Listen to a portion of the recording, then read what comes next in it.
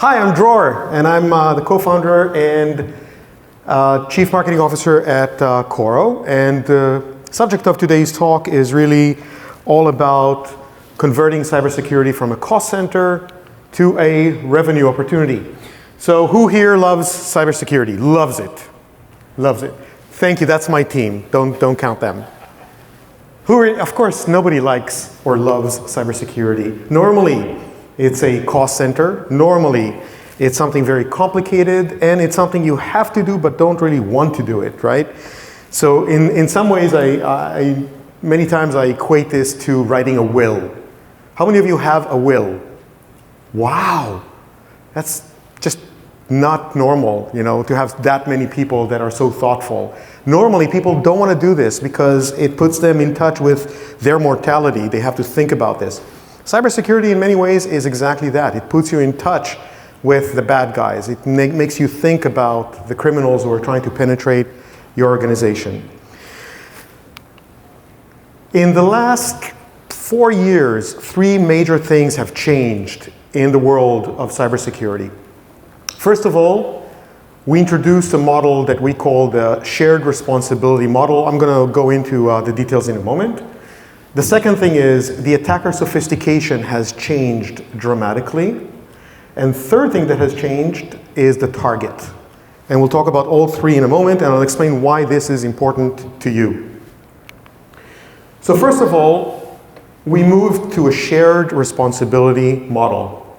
So from perimeter responsibility to shared responsibility. What does that mean? As organizations bought more and more of your stuff, SaaS, they realized that what they've invested in, which was perimeter control around their office, whether it's firewalls, VPNs, all kinds of network intrusion tools and so forth and so on, were no longer as relevant because their employees were now going to your software directly.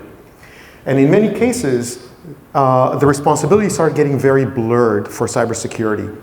And the question is, where does the SaaS vendor responsibility end and the customer responsibility begin? And we'll talk about that in a moment, about what do I mean by that. But really, a lot of organizations have thought that, oh, now that I'm using a SaaS company, I no longer need to worry about cybersecurity. It's their job, which is, of course, not an entirely true statement. Second thing that has changed is the attack sophistication. So we categorize attacks as novel, targeted, and custom. Novel attacks are very simple, targeting everybody. They're basically what we call, instead of a fishing rod, and we'll talk about fishing in a moment, it's basically throwing a net and hoping somebody or something will stick. Targeted attacks are attacks that are a lot more sophisticated and are basically targeting a specific organization. And then custom attacks are attacks that are targeting a specific organization with a custom payload that allows the attacker to take control of a specific item or a specific server or specific network inside the organization. What has changed greatly over the last 2-3 years is if in the very distant, not so very distant past, attackers, low-level attackers, the simple attackers, were only focused on novel attacks, they can now easily deploy targeted attacks, which means they can go upstream and execute much more complicated attacks very, very easily. We'll talk about why in a moment. And last and not least, there was a massive shift in the last 2 years since the pandemic started, maybe 3 now, from targeting the enterprise to targeting mid-market and small businesses. So attack automation, the tools that are out there today that allow low-level attackers to execute complicated attacks are basically completely automated, and they're to a degree attack as a service. So we are all in the SaaS business. These guys are in the attack as a business. So if you are a low-level attacker, you can now go into the dark web and basically rent an attack engine, give it some parameters, and execute the attack. And there is actually a revenue sharing opportunity between the attacker and the producer of the attack engine. What made that, what changed here is that now these attackers were able to go after low-hanging fruit, the most unprotected. And the most unprotected are the mid-market and the small businesses. Whereas in the past, going after them was just not economical. Now with these tools, it became very economical and very easy and very lucrative to them. So let's talk about the difference between enterprise and mid-market when it comes to cybersecurity. By the way, from a client perspective, your clients, are they mostly enterprise, or how many of you are mostly enterprise? Okay, how many of you are mostly mid-market or in small business? The vast majority, of course. Yeah, okay, so this is very much relevant to you guys, because if your customer is mostly enterprise, I would say they are pretty well protected and they're not going to look to you for any solutions. But if your customers are mostly mid-market and small business, there are two things. One, unprotected, and two, looking for solutions. They don't know what to do. They know they need to do something, but they don't know what to do. So what has changed? What is the difference between the enterprise and mid-market SMB? And this is all based on a study that we've conducted about 8 months ago, in which we queried 4,000 mid-market and small businesses. First of all, the enterprise understands the shared responsibility model. They understand that you, as a SaaS provider, is only responsible for certain parts of cybersecurity, and they are responsible for the rest. The mid-market guys and the small businesses, they never thought of the shared responsibility model at all. They think, I bought a service, it's their responsibility to now make sure that it's cyber secure. At the enterprise level, they have a dedicated cybersecurity team. And in the mid-market, and this is based on our survey, they have one dedicated cybersecurity professional for every 1,000 employees. So if the company has 200 employees, they don't have anybody dedicated to cybersecurity. It's the IT guy's job to also do cybersecurity. And trust me, as smart and as hardworking as he is not a cybersecurity professional.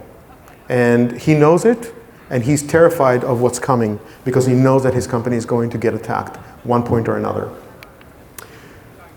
The enterprise has a well-funded cybersecurity program, which is why they're not going to look to you to supply any kind of cybersecurity solutions. My mid-market customer has a minimal IT budget, which is also used for cybersecurity. So they do what we call threat roulette. They decide which threats they're going to place their money on, as far as what kind of protections they're going to buy, and hope and pray that the rest of the attack surface is not going to get attacked. The enterprise is used to buying and integrating multiple security layers. Normally, an enterprise customer will have anywhere between 15 to 45 different security products installed and managed by their team. These are staggering numbers. Then my mid-market guy will choose the two they can afford to integrate and manage and pray. And last but not least, the enterprise has insurance, response, crisis, management teams, legal teams, PR teams. They have all these wonderful teams. Mid-market has Tim from IT. And really, they're trusting him to do everything. So what is the shared responsibility model and why is it important to you? So clearly, the expectation is that you, as SaaS companies, would provide really secure way to get into the SaaS platform. That's fair. But what if the person who's coming in has compromised credentials, and as far as you're concerned, those credentials are entirely valid? Who's in charge now of making sure that that account takeover isn't going to happen? How about a malicious insider? Somebody who has not only legitimate credentials, he is the legitimate guy, but he's not legitimate. Meaning he's a malicious insider who is going to try to execute some stuff, maybe exfiltrate data, maybe purposely delete stuff. Who's responsible for that? Ransomware and malware. So one of our SaaS partners, which is a file sharing platform that everybody knows that starts with a D that I'm not going to mention. And basically it's a storage organization, and they discovered very quickly that they became a vector for distribution of ransomware and malware because an employee who wasn't careful enough got some malware on their device that wasn't detected by the endpoint protection platform that that company had. Quickly it spread all over his hard drive, including to the shared directory that everybody's using, that he's using on his laptop. The next time he synced his laptop, he just uploaded all this ransomware into that company's shared drive. And then the next time everybody in the company synced their drives into that shared directory, they got a nice gift. So suddenly we're looking at ransomware and malware through SaaS as a distribution mechanism. We spoke about data exfiltration, and then of course there are regulatory violations.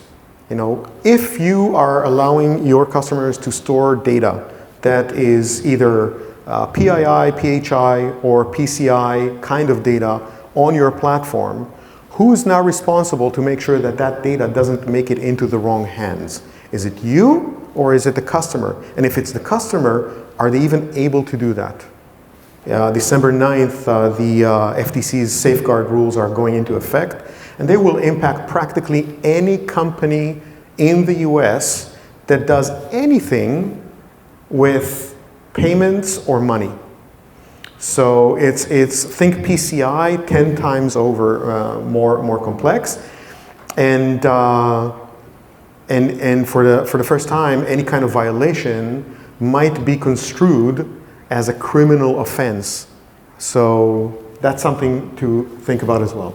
Last but not least, it's SaaS phishing. I'm sure you are all familiar with the Google Docs phishing mechanism, where somebody sends you an email that, Google Docs sends you an email that somebody's editing the document that you've just created. You go in to work on that document with them, only the email didn't come from Google, it came from an attacker, and you think that you're clicking to co-edit a document with a coworker, and you just got phished and planted with some malware. So all of these things, who is responsible for them?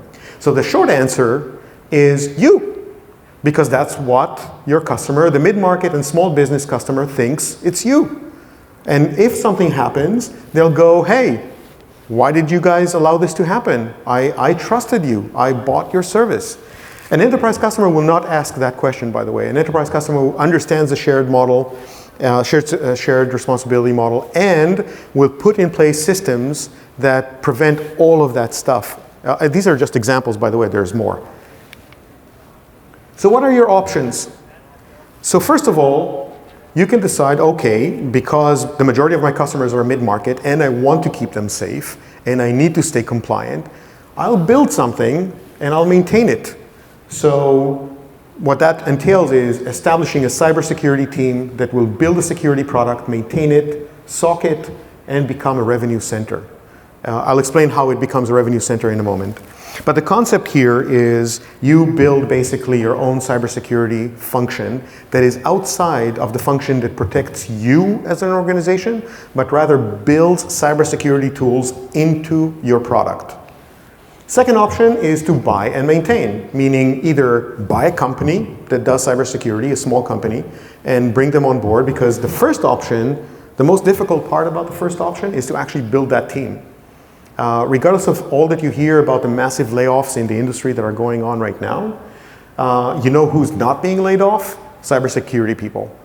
And if they are getting laid off, for example, a couple of cybersecurity companies out there have been laying off their people, they get snatched immediately by the enterprise players, because there is a massive shortage in cybersecurity personnel out there. So the other choice is acquiring a security player and integrating it into your platform, and then use them as their own team and manage them. Of course, that's a possibility. It's just very expensive, because cybersecurity companies are very expensive. And secondly, there aren't too many small cybersecurity players that are target for acquisition. The third is to partner. And if you've been to our booth and you saw some of the logos on our booth of companies that partnered with us, in which case they basically use us as a cybersecurity proxy for their needs, making sure that their users are protected. And in that case, what you need to do is open up your APIs to security vendors like us, so we can integrate into your platform and then offer it to your customers. In that, So with that, I will say, I'll go very quickly through what you need to do, and this gets a little, how many of you are relatively technical and how many of you are more executive? Technical? I'll skip this. So you need to make sure that we can integrate with your authentication and access control, with activity monitoring, meaning seeing what people are doing, file inspection, and mitigation. And I'll explain very quickly. I'm not going to go into detail because the crowd here is not very technical. So from an authentication perspective, you need to manage, allow us to manage who gets into the platform. Because we have the ability, or other security vendors like us, have the ability to look at the individual who's trying to get in and understand, are they really who they are? Is their security posture correct? Are they using a device that might be compromised and therefore we shouldn't let them in? All kinds of questions that you might need to ask yourselves.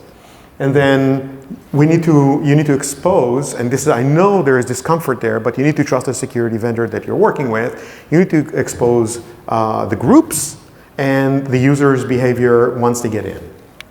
Secondly, we need to look, you need to expose your API to the security vendor to look at what is the user doing while they're in the system. So the idea is that once they're in, now that the user has been identified as the legitimate user, but he might have illegitimate motives, or he or she might do stuff that is detrimental to the organization without knowing. So my favorite story is people that are downloading Salesforce.com files from Salesforce, sending them to their private Gmail address so they can continue doing work at home. Now, they had no malicious intent. On the contrary, they wanted to be good employees. They wanted to work hard. They wanted to go home, have dinner with their families, and then continue doing their work from home for those of us who are still going to the office and not working remote, as 90% of the organizations, except for Twitter, are. So that employee just exposed the organization to a massive exposure from a compliance perspective, because what if that file contained a bunch of customer data that they've just sent home, and they put it in an unencrypted fashion into the ether, into their own Gmail account. So for that, we need to be able to see what, and by we I mean security vendors, need to see what is going on within that user. What are they doing? What are they uploading? What are they downloading? Are they creating new group? Are they removing or adding new users? One of the things we've seen the most of is malicious internal users creating another user, so it's not going to be pinned on them, and then using the user they've just created to do all the malicious stuff. So very clever. File inspection. So the partner, your security partner needs to look at if you have any kinds of files, whether they're PDFs, Excel, whatever, Word documents, all of these documents must be, we need to be able to view them and inspect them. Why do we need to inspect them? Because the inspection is for malware and ransomware, well, that's obvious, but also for violations of regulatory requirements. So for example, if the file contains healthcare information about customers or personal information about employees that is not encrypted, these are regulatory violations that could end up costing your customer an enormous amount of money. And last but not least, we need to be able to mitigate, because the expectation shouldn't be that if we discover, up until now we spoke about discovery, finding out what is going on, right? So in the security world, we call that detection. So we detected, so we know somebody is doing something that is potentially malicious or problematic for the organization. What do you do now? Mitigation is all about the next step.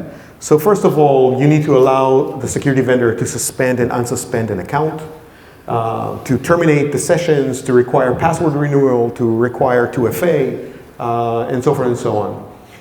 We need to be able to change the user role. So for example, if a user assigned themselves admin role, we need to be able to downgrade them back to a user just in case they're doing something wrong, and other things of that sort. So the big question is, the title of the talk is, will customers pay extra? So our experience is that normally this can be charged at a minimum of $3 to $5 per user per month in additional ARPU. And customers, when you present them with a value, completely understand it. Dror, wait. You just said they expect us to do this, so why would they now pay extra? It's all about positioning. So the positioning, for example, with some of our partners is not about, we're not cyber secure, and now that we are cyber secure, you're going to pay extra. That's silly. The position is we now offer compliance as part of the platform for a slight extra cost. From an end user perspective, from a customer perspective, it's worth every penny. We now offer account takeover protection for an extra cost. They love it, they get it. They understand that if somebody steals their credentials, then they can't expect you to be able to mitigate that automatically. So that's why they're willing to pay, and our experience has been that they are paying anywhere between $3 all the way up. We have actually seen up to $11 per user per month in extra charges for cybersecurity and compliance. How do you generate the revenue though? So there are two ways. One way is the referral way, and one way is the white label way. Let's talk about referral, the pros and cons. Referral means you don't do the cybersecurity. You basically point the customer at another company and say, we're integrated with this wonderful security company. If you want compliance, go buy it from them. And then there is a revenue share. The company that you just pointed somebody at does normally a 30-70 split with you. It's very clean money because the $2 to $3 net that you might get out of the deal per user per month is 100% margin because all you did was point them at a third party. That's a great thing. There are pros and cons to this. The pro is it's the fastest path to deployment. Open some APIs, the security company is going to do all the rest, and just point the customer at them. It's the lowest investment on your part. There is an investment that you need to make in some R&D work to make sure that your APIs are up to date and they're open and they're exposed in the right way and they're secure and so forth and so on. Another pro, by the way, is much better RFP performance. What do I mean by that? If you are trying to compete for the business with other vendors, then sometimes cybersecurity or compliance questions are going to be on the RFP. And by saying we are integrated, we have an API that is open to companies that do cybersecurity, immediately puts you in a better position. And last but not least, it's risk ownership transfer. You're no longer responsible. In a case like this, where you did a referral and you pushed it to a third party, you're no longer responsible for the cybersecurity. The third party is, because the customer is directly contracting with them, not with you when it comes to cybersecurity, which is a very important point. The cons, of course, account ownership. When you point somebody at another company, who owns the account? Of course, there's somewhat joint ownership because the relationship between the security company and your customer is a direct relationship. There is an issue with pricing transparency because if you expose, let's say you say, hey, our partner is Coro, go buy cybersecurity from them and you get 20% off their list price. They go to our website, they see our pricing, they know exactly what's going on. And then there's a little bit of brand confusion. So who do I choke if something goes wrong, right? I'm the customer, who do I choke? Do I choke you, or do I choke Coro, or do I choke both of you? On the white label, the pros are account ownership. You own the account. So basically, a white label means that you embed the security company software in your software, so it looks like your software. It's just another tab or another environment within your SaaS platform. So it looks like it's 100% yours. It's your logo up there. It might say powered by the cybersecurity company or something of that sort. This is an example of that is what we've done with a company called Comply Auto. It's a compliance company, compliance software company that works with auto dealerships around the US. With the new FTC rules that came out, they needed to be able to provide much deeper cybersecurity than they did. Partnered with us, completely white labeled, beautiful solution, increased their price by a significant amount to be able to offer it. And their clients love it because we completely removed the issue of complying with the safeguard rules that are coming out in December. So for those of you who don't know, car dealerships, which are the biggest customer of Comply Auto, are the largest originator of consumer loans in the US. And as such, they are completely required to comply with the new safeguard laws. And they were freaking out about it because that is a massive part of their business and they could not originate more loans if they were not compliant. And with a click of a button, they were. Anyway, the second thing is price control. You get to choose the price. You know what we cost, the security vendor costs, but you can add whatever margin you want on top of that. And there's complete brand coherence. The customer buys from you. The cons are, it's a very slow path to deployment because this kind of integration takes a lot longer and is very expensive because, trust me, the security vendor is going to charge you an arm and a leg for that integration because it takes them an enormous amount of effort. As I said, significant investment, perceived risk ownership, because even though the EULA is definitely going to say that cybersecurity is provided by the vendor, still from an end user perspective, your customer's perspective, they're looking at you as, I just paid you extra for cybersecurity, so now I'm holding you responsible for it. And last but not least, it's not as RFP friendly. Why? Because in some cases, the RFPs are going to say, hey, we want you to have an open API for cybersecurity because we already have a cybersecurity stack and we just want to integrate you into it. So that's a little bit of a difference here. My recommendation is actually, how do you end up generating revenue? Start with referral. Start small. Don't go into the white label day one. See if your customers are interested. Find a really strong cybersecurity partner that can work with you and create all those goodies for your customers. And go to market with a referral program where you basically say, hey, we partnered with Coro, just as an example.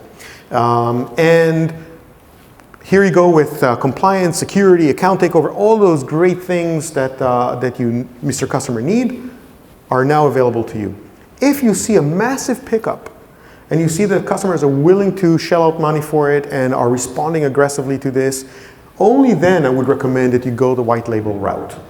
Because then it's going to justify the investment you and the vendor are going to have to put in. And by the way, if the referral program goes really, really well, the vendor is going to be a lot more open to a white label solution at a much reduced cost because they see the revenue. It's not a theoretical. The fear that a vendor, and I'm speaking from the vendor's perspective, right? The fear from a vendor's perspective is I'm going to put all this effort into this white label solution with this partner, with this SaaS company, and they're not going to sell anything. So money down the drain. So that's really the situation here. My recommendation is start small, start with a referral program, but be committed to it.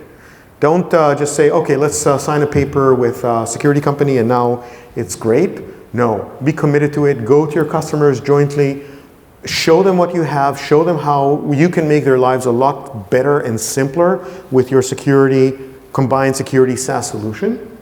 And then when you see massive pickup, maybe you start considering doing a white label solution. So that's my story and I'm sticking to it. If you have any questions, I'm going to be very, very happy to answer them. What keeps me up at night? So, not surprisingly, talent. As I said before, the talent market for cybersecurity professionals is probably the tightest it's ever been. And I believe it's going to get tighter and tighter as the attack surface grows and the attackers become more and more aggressive, which they are. And I'm not even talking about nation states, I'm talking about criminal organizations, pure criminal organizations. So growing our team to be able to continuously add more and more security to our platform, that's really what keeps us at night.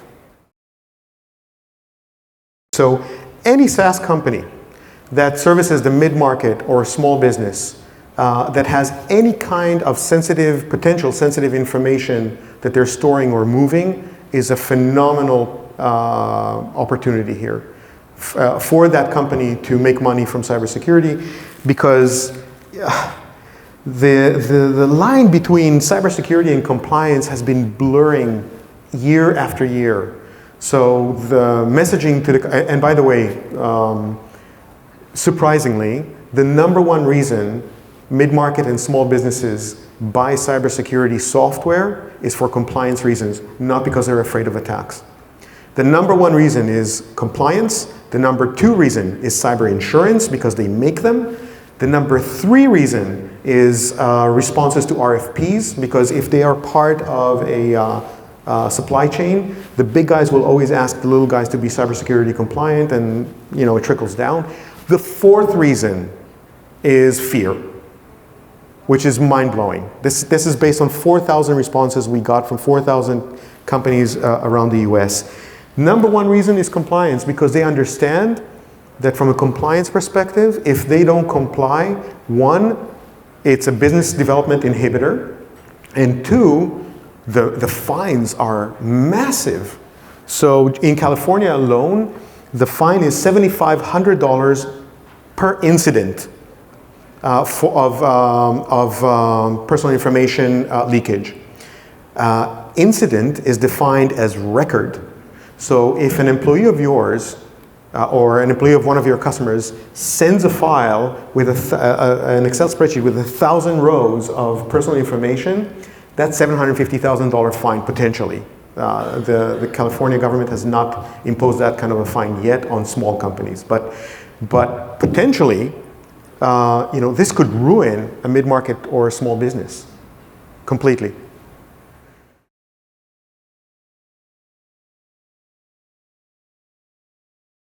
So it really depends. The small businesses, absolutely nothing.